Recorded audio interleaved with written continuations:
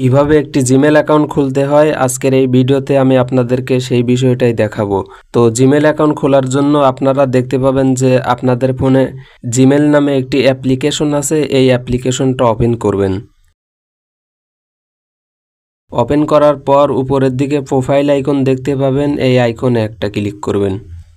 Click করার পর নিচের দিকে আসলে দেখতে পাবেন যে অ্যাড আনাদার অ্যাকাউন্ট বলে একটা অপশন আছে, এই অপশনে একটা ক্লিক করবেন।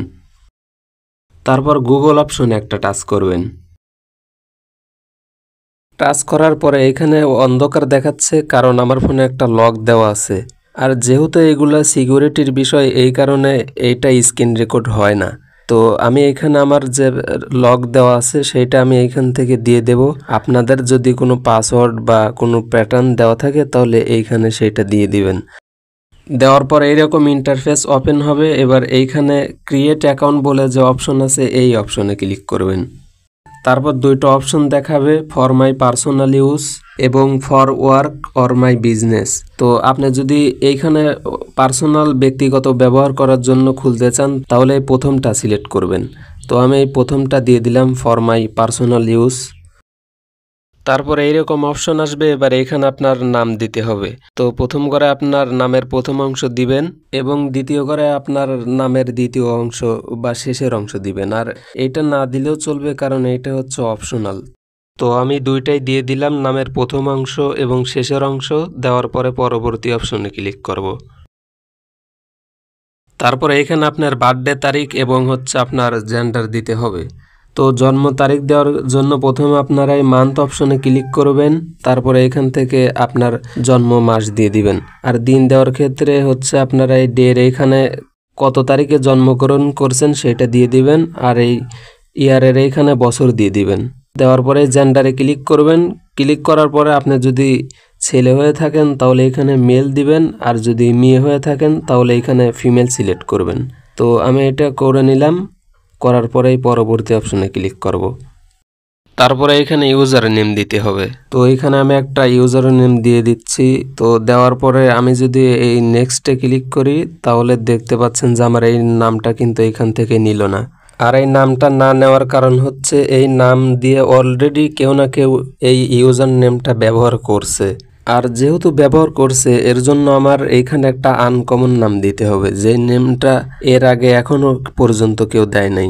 তো এর জন্য আমি যেটা করব, এই নামের শেষে কিছু সংখ্যা দিয়ে দেব। তো সংখ্যা দিয়ে দেওয়ার পরে যদি আবার আমি এই নেক্সটে ক্লিক করি তাহলে এবারও দেখুন আমার এই নামটা নিল না।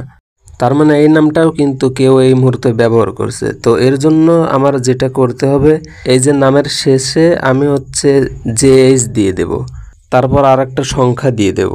দেওয়ার পরে এইবার যদি আমি পরবর্তী অপশনে ক্লিক করি তাহলে দেখুন এই নামটা কিন্তু আবার নিয়েছে। তো এভাবে কিন্তু আপনারা এইখান থেকে আপনাদের এই পদ্ধতি অবলম্বন করে আপনারা আপনাদের এই ইউজার নেমটা দিয়ে দিবেন। এবার এখানে পাসওয়ার্ড দিতে হবে। আর পাসওয়ার্ড দেওয়ার ক্ষেত্রে আপনারা সর্বনিম্ন 8 সংখ্যার পাসওয়ার্ড ব্যবহার করার চেষ্টা করবেন। আর এই পাসওয়ার্ড দেওয়ার বিষয়ে আপনারা হচ্ছে খুব সহজ পাসওয়ার্ড ব্যবহার করবেন না।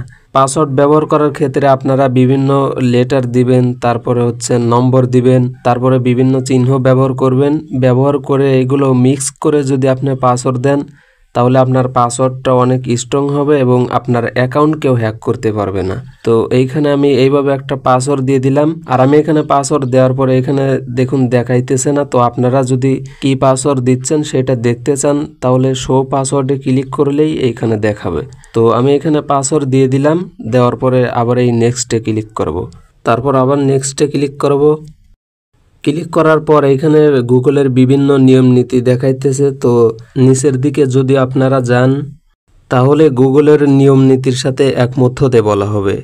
আর এই একমত পোষণ করার জন্য আপনারা আই অ্যাগ্রিতে ক্লিক করবেন।